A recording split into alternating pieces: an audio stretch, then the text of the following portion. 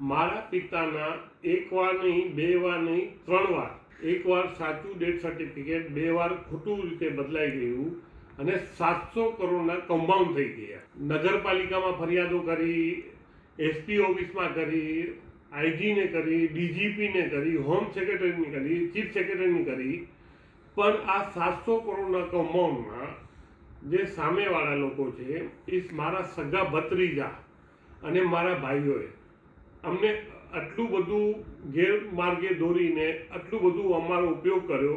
હવે મારા પાસે રસ્તો એ જ છે કે આ લોકો ફરિયાદો બી નથી લેતા અને 700 કરોડના કમાઉન્ડમાં બધા સામેલ લોકોને મદદ કરી રહ્યા છે. પણ આ લોકો એક શું છે, ભ્રષ્ટાચારમાં સામેલ હોવાને લીધે મને મદદ નથી કરતા અને એવું લાગે છે કે હવે ભગવાન મને ઉપર લઈ જાય.